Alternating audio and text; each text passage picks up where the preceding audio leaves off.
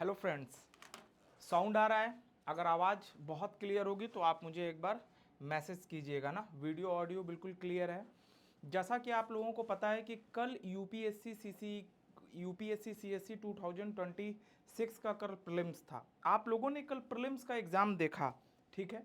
Prelims के exam में बहुत से सवाल खड़े किए, बहुत से क्वेश्चन मार्क्स आए हैं। ये लेके आया है कि पेपर बहुत लेंदी था, पेपर में इथिक्स के भी क्वेश्चंस को डाला गया, आपने देखा। उसके अलावा जो क्वेश्चन पूछने, करंट अफेयर का पैटर्न बहुत डिफरेंट था। क्वेश्चन में जो हम एक एमसीक्यूज का फॉर्मेट देखते हैं, वो फॉर्मेट भी बिल्कुल ही रेडिकल चेंजिंग किया था यूपीएससी ने। इसके पीछे का रीज़न आपको समझना पड़ेगा। देखिए, दो चीज़ है, जब पेपर कभी भी बहुत ज़्यादा टफ आता है तो वो सबके लिए आता है, ठीक है। वो केवल आपके लिए नहीं आता, वो सबके लिए आता है। तो मेरा अपना ऐसा मानना है कि जो कल का पेपर है उसकी जो मेरिट है वो कम जाएगी अगर पेशेंसफुली, है ना, उसका कट ऑफ कम जाएगा। अगर पेशेंसफुली बहुत से बच्चों ने अगर क्वेश्चन को सॉल्व यानी गलत ना किया होता, मिनिमम भी करके उस क्वेश्चन को क्वालिफाई किया जा सकता है। देखिए, दो चीज़ है, एग्जाम सबके लिए सेम था, टफ सबके लिए था, लेकिन चूंकि आप क्या हैं, आप कंपटीटर है ना, आपको कंपटीट करना था। उस टफ में भी आपको अपना बेस्ट देना था। कंपटीशन यही तो होता है ना। तो इस पे एक हम सोच रहे हैं एक अलग से वीडियो लेके आएंगे। लेकिन एक सवाल तो बिल्कुल जो क्वेश्चन मार्क सबके दिमाग में आ रहा है कि अब यूपीएससी क्या है, जो ये जो फीड स्पूट मतलब जो ये जो स्पून फीडिंग है ना, उसका गेम अब नहीं है। अभी आपको पढ़ना पड़ेगा जैसे प्रॉपर पहले के टाइम में, यानी अभी से एक डिकेट अगर आप पीछे जाइए उसके, तो यूपीएससी में प्रॉपर न्यूज़पेपर पढ़ा जाता था, एडिटोरियल पढ़ा जाता था, योजना कुरुक्षेत्र गवर्नमेंट ऑफ इंडिया की मैगजीन आती है वो पढ़ा जाता था, ईयर बुक पढ़ा जाता था, प्रॉपर टेक्स्ट बुक पढ़ा जाता था। अभी क्या है कि मतलब बहुत सारे प्लेटफॉर्म में ऐसे लोग आए जिनको कुछ मतलब बहुत सारे लोग ऐसे हैं जो मतलब कि इसको एक ना प्रोफेशन ले रहे हैं। जबकि ये क्या है, ये आपने एग्जाम दिया है कि नहीं, आपने उस चीज को फील किया है कि नहीं, और आप जो करंट का पैटर्न है उससे आप कैसे कोरिलेट कर रहे हो, आप कितने अपडेटेड हो। मैं ये भी नहीं कह रहा हूं कि कोई नहीं है, बहुत सारे लोग हैं, लेकिन जो बहुत सारे लोग इस टाइम पे इन्वॉल्व है उसमें ऐसे लोग हैं जिनका कभी भी एग्जाम से कोई लेना देना प्रिपरेशन से नहीं रहा है, और उसका पूरा खामियाजा भुगतना पड़ता है बच्चों को। तो आज के इस सेशन में हम एक एडिटोरियल डिस्कशन जो है डेली लेके आएंगे आपके लिए। दो सीरीज चलेगा, इंडियन द हिंदू और इंडियन एक्सप्रेस का एडिटोरियल डिस्कशन, जो आपके मेंस के एग्जाम के पॉइंट ऑफ व्यू से बहुत इंपॉर्टेंट है। राइटिंग, क्योंकि देखिए आप हर कोई बोलता है राइटिंग राइटिंग, लेकिन राइटिंग के पास कंटेंट कहां से आएगा, कोई भी है, चाहे वो टॉपर हो, फैकल्टी हो, अच्छे, आपके पास कोई तो सोर्स चाहिए ना कंटेंट लिखने के लिए। इसके अलावा आपको क्या है, हम एक करंट अफेयर की भी सीरीज लेके आएंगे, डेली करंट अफेयर, है ना, कि उसमें हम न्यूज को कवर करेंगे। ये एडिटोरियल ही हम केवल इस टॉपिक में कवर करेंगे। इसके अलावा योजना कुरुक्षेत्र का भी एक सीरीज लेके आएंगे। आप कमेंट करके बताइएगा अगर आपको लगता है कि योजना कुरुक्षेत्र, ज्योग्राफी एंड यू और साइंस रिपोर्टर, है ना, विज्ञान, अगर आपको लगे कि इस पे भी एक सीरीज लेके आना चाहिए, मतलब प्रॉपर डेली बेसिस पे, मंथली मैगजीन है ये सारा, आपको मालूम होगा, गवर्नमेंट ऑफ इंडिया की, ठीक है। तो यहां से बहुत सारे आपके एसेज में और जो जीएस के पेपर 1 2 4 5 हैं, यहां से बहुत इंपॉर्टेंट रोल प्ले करेंगे यूपीएससी एज वेल एज उसके साथ साथ स्टेट पीएससी यानी स्टेट पीसीएस के एग्जाम में। चाहे आप यूपी पीसीएस दे रहे हो, चाहे आप असम पीसीएस दे रहे हो, चाहे आप बिहार पीसीएस दे रहे हो, चाहे आप कर्नाटका पीसीएस दे रहे हो, कहीं के भी अगर आप स्टेट पीसीएस में इन्वॉल्व हैं तो आपको यह बहुत ज्यादा बेनिफिट होगा। आज हम दो आर्टिकल देखेंगे द हिंदू का, ये दो आर्टिकल है। पहला आर्टिकल, जैसा कि आपको पता है कि इस समय देश में बहुत ज्यादा क्राइसिस है, पिछले कुछ टाइम से ऑयल के प्राइसेस लगातार बढ़ रहे हैं। तो इस पे क्या है, the US in Russia oil waiver implication for India, यानी कि बहुत अच्छा आर्टिकल है। आपको पता है कि 2022 से, है ना, 2022 से रसिया और यूक्रेन के बीच को लेके जो है कॉन्फ्लिक्ट चल रहा है। ये आईआर का टॉपिक है, आपने इसको बहुत अच्छे से कवर किया होगा, और नहीं किया होगा तो हम कोशिश करेंगे कि रसिया और यूक्रेन टॉपिक पे एक हम डिटेल में वीडियो आपके लिए बना दें ताकि आप उसके बैकग्राउंड को भी समझ जाओ। क्योंकि जो एडिटोरियल एनालिसिस होता है ये उस पॉइंट ऑफ व्यू से बहुत ज्यादा इंपॉर्टेंट है कि अगर आपका बेस बहुत कवर है, इसीलिए कहा जाता है कि ये क्या है, ये एड ऑन मैटर है। सपोज करिए कि अगर आपने ट्रेडिशनल चीजों को बहुत अच्छे से कवर किया है, ट्रेडिशनल इन द सेंस कि आपने सिलेबस पढ़ा है, आपने मेंस को बहुत अच्छे से कवर किया है, तो आप जब पेपर भी तभी पढ़ोगे। जैसे मैंने अब आपको पता होना चाहिए कि 2022 में जो रसिया यूक्रेन वॉर है वो क्या है, स्टेट ऑफ हॉर्मुज कहां है, भारत का जो ऑयल डिपेंडेंसी वो कहां है। तो इस पे आपको क्या है, बैकग्राउंड अगर आपको पता है ना, तो बैकग्राउंड पता है तो फिर आप इसी को बोलते हैं कनेक्ट करते चले जाओगे, इंटरलिंक करते चले जाओगे और आपको एग्जाम में भी बहुत अच्छे मार्क्स आएंगे।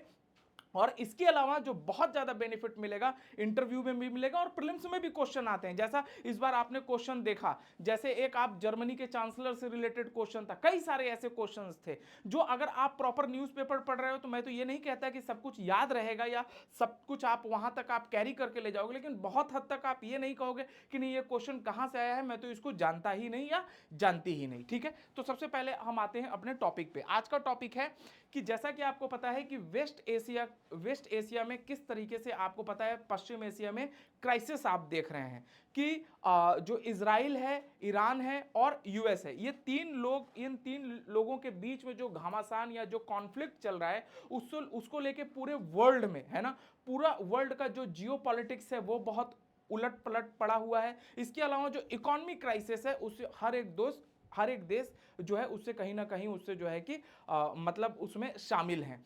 अब भारत चूंकि एक बहुत बड़ा देश है, बहुत बड़े आबादी वाला कंट्री है, तो यहाँ पे सबसे इंपॉर्टेंट चीज है एनर्जी। ठीक है, और यानी कि हमारे पास ऑयल। और आपको पता है कि जब वेस्ट एशिया में क्राइसिस हुआ तो यूएस ने एक जो है कि भारत पे को एक कुछ छूट दिया था। वो छूट ये दिया था, आर्टिकल के अकॉर्डिंग ये मैं बता रहा हूं, उसने छूट दिया था कि अब आप रसिया से तेल ले सकते हैं। प्लस रसिया हमारा एक क्या है, बहुत पुराना हमारा एलआई है, हमारा एक बहुत पुराना हमारा ओल्ड फ्रेंड है, वहां से हमें सस्ते दामों पे हमें तेल मिलता है। लेकिन अब यूएस क्या कह रहा है कि नहीं, अब वो जो छूट दी गई थी, हालांकि ये जब यूएस ने जब ये बात कही थी तो उस समय बहुत सारा जो है क्रिटिसिज्म भी देखने को मिला था गवर्नमेंट ऑफ इंडिया के लिए या यूएस के लिए कि आप कौन होते हैं हमें ये बताने वाले कि हम कहां से तेल लें और कहां से हम तेल नहीं लेंगे। तो ये क्या है, ये एक कॉन्फ्लिक्ट है। अब इसका असर क्या होगा या इसका प्रभाव क्या पड़ने वाला है। ठीक है, अब इसका क्या क्या प्रभाव पड़ेगा ये देखिए, आपके मेंस के और प्रीलिम्स दोनों एग्जाम पॉइंट ऑफ व्यू से बहुत ज्यादा इंपॉर्टेंट है। अब जब आप देख रहे हैं कि जब इन्होंने बोला कि आपको क्या करना है, नहीं लेना है, या अब हम जो छूट है वो हम कम करने जा रहे हैं। अब ये इंपॉर्टेंट क्यों है ये देखिए, भारत अभी भी आपको पता है कि इंडिया इंपोर्ट करता है 90% जो क्रूड ऑयल है यानी कच्चा तेल है वो भारत क्या करता है, इंपोर्ट करता है। और इसमें भी अगर आपको पता होगा कि इंडिया क्या है, जो स्टेट ऑफ हॉर्मुज है यानी जो वेस्ट एशिया वाला जो क्राइसिस है ना, वहां से अब भारत क्या है, डाइवर्सिफाई कर रहा है। अभी आपने देखा है कि जो प्राइम मिनिस्टर ऑफ इंडिया हैं वो अभी 5 देशों के गए थे, स्पेशली स्कैंडिनेवियन कंट्रीज गए थे, नॉर्वे वगैरह गए थे। आपने देखा तो वो वहां क्या गए थे, रीन्यूएबल एनर्जी के लिए गए थे, ताकि भारत एनर्जी के फील्ड में अपने आप को क्या कर सके, डिपेंडेंसी। अगला जो आर्टिकल हम लेंगे वो इसी पे है कि भारत रीन्यूएबल एनर्जी तो चिल्ला रहा है हर एक जगह, लेकिन हमें यह देखना है कि ग्राउंड रियलिटी क्या है। हम बोल तो रहे हैं कि रीन्यूएबल एनर्जी में हम, तो ये आर्टिकल और इसके जो अगला वाला एडिटोरियल है ना वो उसी से मतलब ग्राउंड रियलिटी क्या है उससे संबंधित है। ठीक है, पहले हम ये देख लेते हैं। तो भारत क्या कर रहा है, 90% जो है यानी इस पे भी जो लगभग 50% अप्रोक्सीमेटली जो ऑयल है वो हम स्टेट ऑफ हॉर्मुज से ले रहे हैं। ठीक है, अब अगर मान लीजिए अगर रशिया से अगर ऑयल अगर हम लेना बंद करते हैं या सैंक्शन लगता है तो इससे क्या क्या प्रॉब्लम आ सकता है। सबसे पहले आपको पता है पेट्रोल और डीजल के जो प्राइस हैं वो अपने आप बढ़ेंगे। पिछले कुछ टाइम में अगर आपने देखा हो 2.61 या समथिंग पैसा, 2 रुपए 60 पैसा या ऐसा पेट्रोल डीजल लगभग 4 बार उसके प्राइस इंक्रीज हो चुके हैं ऑलरेडी। अगर दिल्ली या अगर आप 100 रुपीज पर लीटर जो है पेट्रोल क्रॉस कर चुका है। ठीक है, आप किस स्टेट से हैं, आपके यहाँ पेट्रोल डीजल का क्या प्राइस है बताइएगा। अब जब पेट्रोल डीजल बढ़ेगा तो इन्फ्लेशन यानी कि महंगाई अपने आप आगे बढ़ेगी। अब ये इन्फ्लेशन या महंगाई आगे बढ़ेगी कैसे, ये बहुत ज्यादा ध्यान से देखिए। सपोज कीजिए कि जैसे जैसे आप एक बेसिक लीजिए, जैसे आप अगर इकोनॉमी पढ़ते हैं, फिर मैं वही कह रहा हूं बेसिक स्ट्रांग होना चाहिए। अब इकोनॉमी क्या है, इकोनॉमी में जैसे मान लीजिए first sector, second sector, third sector आप देखते हैं। यानी प्राइमरी सेक्टर क्या है, प्राइमरी सेक्टर वो है जिससे हम सीधा प्रोडक्ट ले रहे हैं। फॉर एग्जाम्पल हम क्या है, एग्रीकल्चर है, ठीक है। अब आप यहां देखिए कि ये महंगाई कैसे बढ़ेगी। अब एग्रीकल्चर है, एग्रीकल्चर, ठीक। अब एग्रीकल्चर क्या है, एग्रीकल्चर यानी कि जो किसान है, जो फार्मर है, वो क्या काम करेगा, वो किसी भी फसल को उगाने के लिए वो उसको सिंचाई देगा, पानी देगा, खाद देगा, फर्टिलाइजर देगा, तभी तो होगा ना सारी चीजें। अब जैसे सपोज कीजिए, अगर अब दो ले लीजिए कि अगर वो पानी दे रहा है यानी वाटर दे रहा है, यानी उसको वो सिंचाई कर रहा है, या उसको वो खाद दे रहा है, ठीक है, फर्टिलाइजर दे रहा है। अगर अब पेट्रोल बढ़ेगा तो यहां भी पेट्रोल डीजल, वो भी चूंकि जो मशीन चलेगी वो किससे चलेगा, ऑयल से ही चलेगा, उसको एनर्जी ऑयल से।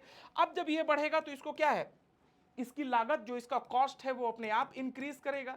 जब कॉस्ट ये इंक्रीज करेगा तो जो प्राइस है वो क्या है, जो अब मान लीजिए फॉर एग्जांपल कि मान लीजिए कोई एक अनाज है, एक्स अनाज, यानी कि कोई एक एक्स फूड है, सपोज कीजिए राइस है, कोई राइस अगर वो 10 रुपीज पर केजी दे रहा है, तो ये अब फूड, अब यहां पे जब ऑयल प्राइस होगा, अब ये वो 12 रुपीज देने लगेगा, समझिए, ठीक है।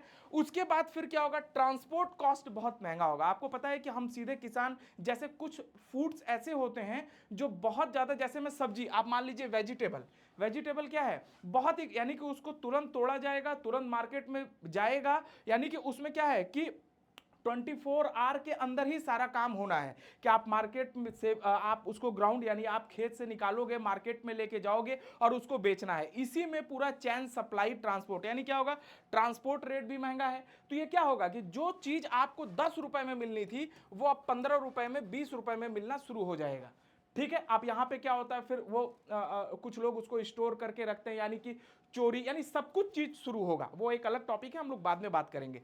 तो क्या होगा, ट्रांसपोर्ट रेट भी ऊपर होगा, सेम वही चीज है, एलपीजी महंगा, फर्टिलाइजर, मैन्युफैक्चरिंग सेक्टर, यानी सब कुछ सफर करेगा, कोई एक चीज नहीं। एलपीजी महंगे होने से फर्टिलाइजर और पूरा मैन्युफैक्चरिंग सेक्टर महंगा होगा। जो आटा आपको मान लीजिए 40 रुपए पर केजी मिल रहा है पैकेट में, वो हो सकता है 45-50 रुपीज पर केजी मिलने लगे।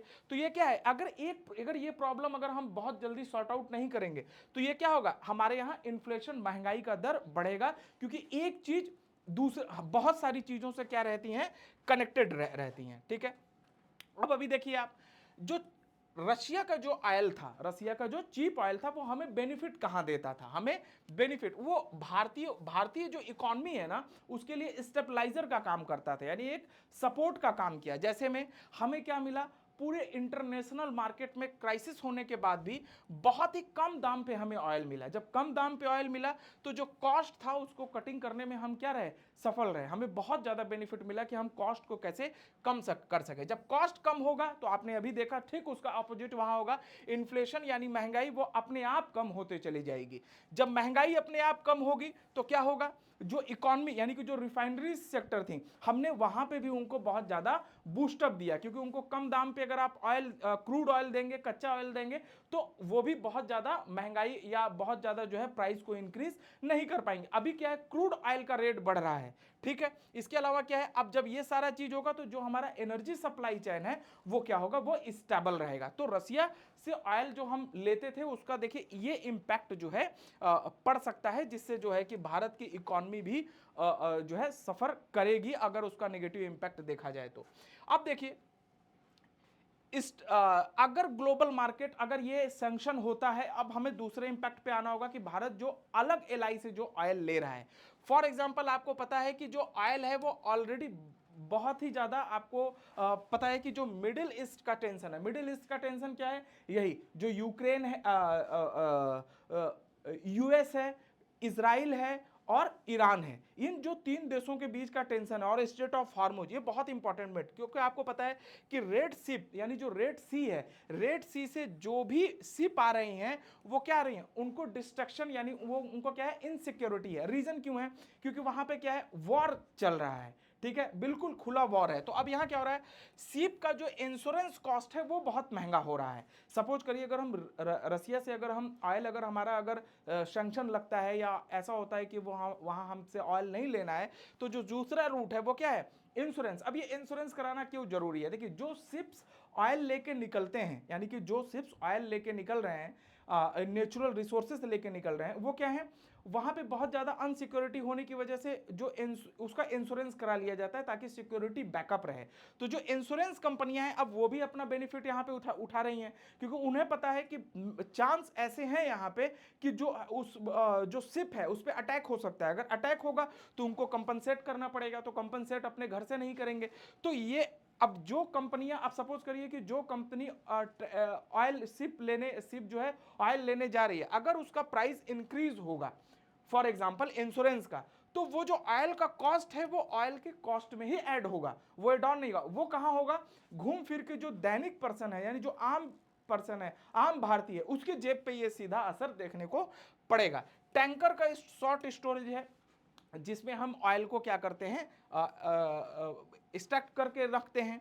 अब देखिए सेम वही चीज है कि अगर ये सैंक्शन ऐसे रहता है तो ऑयल ट्रांसपोर्टेशन एक्सपेंस होगा, यानी एक्सपेंसिव होगा बहुत ज्यादा, सप्लाई चेन पूरा डिस्टर्ब होगा, और आप देखेंगे कि बहुत तेजी से मार्केट में तेल के प्राइस बढ़ेंगे। और जब तेल के प्राइस बढ़ेंगे, चूंकि एक दूसरे से सारी चीजें कनेक्टेड है, सारी चीजें आप देखेंगे बूस्ट फॉर्मेट में बढ़ना शुरू हो जाएंगी। सेम वही चीज है कि straight of Hormuz is one of the most, जो है आपको पता है कि रूट है। भारत अभी भी जो है अपने ऑयल का लगभग 50% हिस्सा, ठीक है, वो कहां से मंगाता है, क्रूड ऑयल यानी कि डीजल पेट्रोल या एलपीजी, है ना, ये कहां से मंगाता है, स्ट्रेट ऑफ हॉर्मुज के थ्रू ही मंगाता है। ठीक है, अगर ये कॉन्फ्लिक्ट इसी तरीके से चलता रहा तो इसमें क्या होगा, सप्लाई में डिले होगा यहां से, सेम वही चीज है। और जब सप्लाई डिले होगा तो सारी चीजें आपकी महंगी होती चली जाएंगी। ठीक है, तो ये तो रहा आपका एक आर्टिकल जो कि ये कंप्लीट हो गया। अब ये आर्टिकल के अलावा कि अब भारत को करना क्या चाहिए, अब ये तो आपने प्रॉब्लम देख लिया कि अब हमें क्या करना चाहिए, क्योंकि जो चीज हमारे पास नहीं है तो वो चीज तो हम दूसरे के ऊपर डिपेंड है ना। हमें क्या करना चाहिए, अब इस आर्टिकल में ही सजेशन दिया गया है कि आपको करना क्या चाहिए। जैसे होता है ना, बहुत से लोग आपको प्रॉब्लम तो बता देते हैं, लेकिन उस प्रॉब्लम का सॉल्यूशन क्या है, सॉल्यूशन क्या है कि भारत को क्या करना चाहिए, सबसे पहले कि एक लॉन्ग टर्म एनर्जी स्ट्रेटजी बनानी चाहिए। एक लॉन्ग टर्म, जैसे हमने बनाया भी है बहुत सारी स्ट्रेटजी, लेकिन अब एक बार उस पर पुनर्विचार करने की जरूरत है। ये आर्टिकल में जो राइटर हैं वो ऐसा बोल रहे हैं। ठीक है, अब वो क्या बोल रहे हैं कि सबसे पहले जो ऑयल का रिसोर्सेज है ना, वो हमें डाइवर्सिफाई करना पड़ेगा, जो हम कर भी रहे हैं। वो क्या करें, हमें कहीं पे भी किसी एक कंट्री या किसी एक रीजन, दो चीज, जैसे अभी हम क्या है, एक कंट्री यानी किसी एक कंट्री, मान लीजिए जैसे अब मान लीजिए हम रशिया के ऊपर कंट्री ले लीजिए, यहाँ पे रशिया, ठीक है, कि हम रशिया के ऊपर, या रीजन ले लीजिए अब यहाँ पे क्या, वेस्ट एशिया। ठीक है, तो हमें क्या करना है, किसी एक रीजन, किसी एक कंट्री के ऊपर डिपेंड नहीं रहना है। ठीक है, अब हमें क्या करना है, अपनी स्ट्रैटेजी यानी पेट्रोल जो हमारा जो रिजर्व है, जैसे आपको पता है कि अभी जो हमारा पेट्रोल और ऑयल यानी जो हमारा रिजर्व है वो अप्रॉक्सीमेटली 70 डेज के आसपास है, 5 प्लस माइनस हो सकता है इसमें।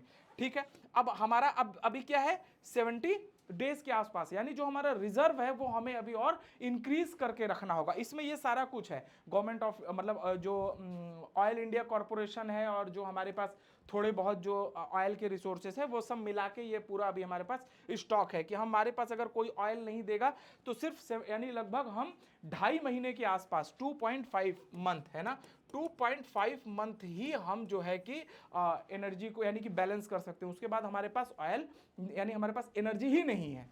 ठीक, अब आप जरा देखिएगा कि जो हम कहते हैं ना कि अभी इसके बाद आपको देखने को मिलेगा कि रिन्यूएबल एनर्जी है, अगला आर्टिकल उसी से रिलेटेड है, बहुत मतलब चौंकाने वाली बात है ये। ठीक, अब यहाँ क्या है कि हमें डोमेस्टिक यानी कि जो हमारे पास ऑयल के साइट्स हैं ना, उस पर भी अब हमें R&D करना पड़ेगा। ठीक है, जैसे हम देखते हैं साउथ में है, तो जहां जहां पे नॉर्थ ईस्ट में बहुत से हमें अब क्या करना है, एक्सप्लोर करना होगा कि हमारे पास कौन सी अपनी साइट्स हैं, वहां पे भी हमें एक्सप्लोर करना होगा। इसके अलावा इन्वेस्ट अब हमें solar, wind, green, hydro energy यानी कि जो रीन्यूएबल एनर्जी है उस पर फोकस करना होगा।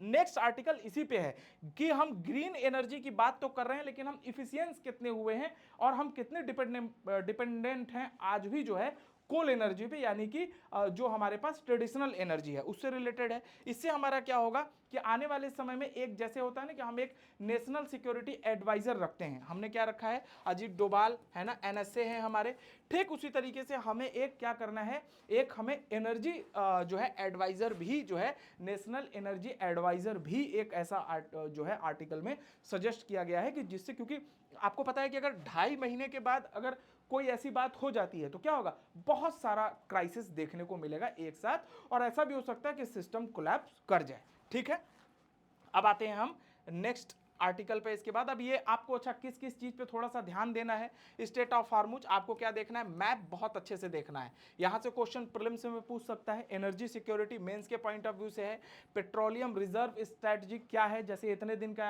आप पेपर देख के तो समझ ही गए कि बहुत आसान नहीं है, किसी एक रिसोर्सेज से पढ़ के यूपीएससी ने बता दिया कि आपका पेपर क्लियर नहीं होगा, और आपको बहुत मल्टीपल और बहुत डाइवर्सिफाई पढ़ाई करनी होगी। आपको अपने पढ़ाई का दायरा क्या करना होगा, ट्रेडिशनल जो अभी आप एकदम शॉर्ट फॉर्म ढूंढते हो ना, वैसे काम नहीं चलेगा, आपको अब बहुत व्यवस्थित तरीके से पढ़ना होगा, ऑर्गेनाइज्ड लर्निंग करनी होगी, है ना, और जो रिलायबल सोर्सेज हैं उसको फॉलो करना पड़ेगा।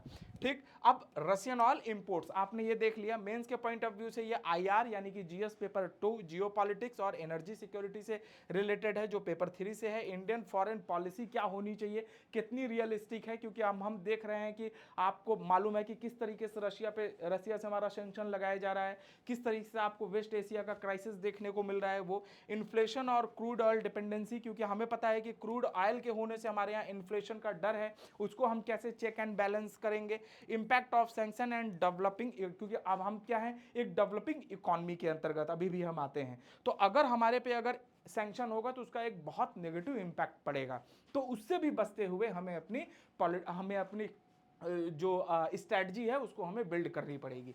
तो ये आर्टिकल का सारा एक जो है मुद्दा था जो मैंने आपको बताया। अब आते हैं नेक्स्ट आर्टिकल की ओर, जो मैंने आपको बताया, India's green transition still runs on coal.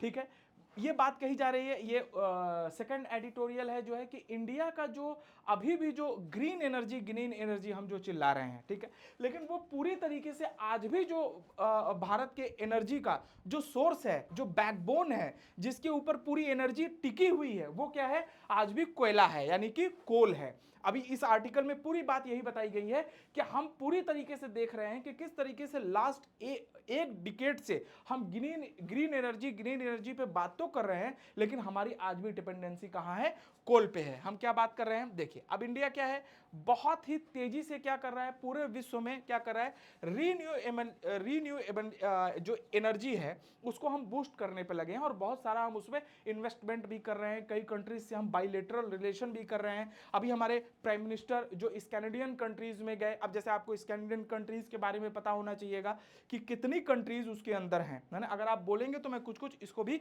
Add on करते चला जाऊंगा ताकि आपको ये सारी चीजें पता चलती चले। ठीक है, सर वॉइस बहुत स्लो आ रही है, अभी भी स्लो आ रही है क्या वॉइस, मुझे बताइएगा। सर मुझे यूपीएससी के बैच में एनरोल करना है, प्लीज़ बताइए कैसे करूं। ठीक है, आप कर सकते हैं, आप एक नंबर है उस नंबर पे आप कॉल कर लीजिए, मैं ये नंबर यहां से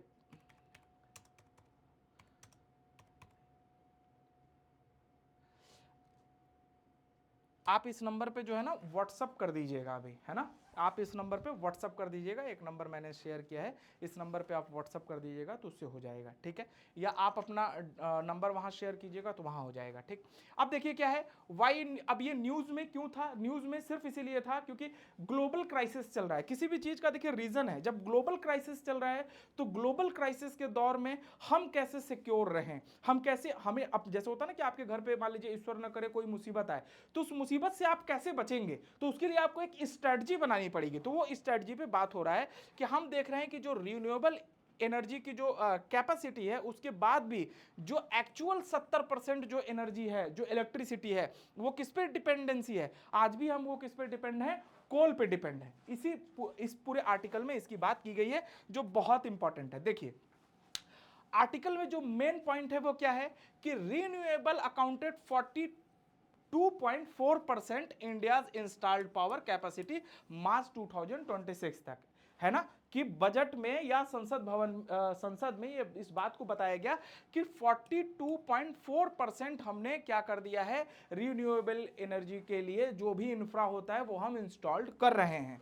ठीक है, उसके बावजूद जो एक्चुअल इलेक्ट्रिसिटी है, यानी कि हमने 42%, वो कितना हम जनरेट कर रहे हैं, 15.8%। कितना जनरेट कर रहे हैं, 50.8% जो एनर्जी है वो हम किससे ले रहे हैं, रिन्यूएबल एनर्जी से ले रहे हैं।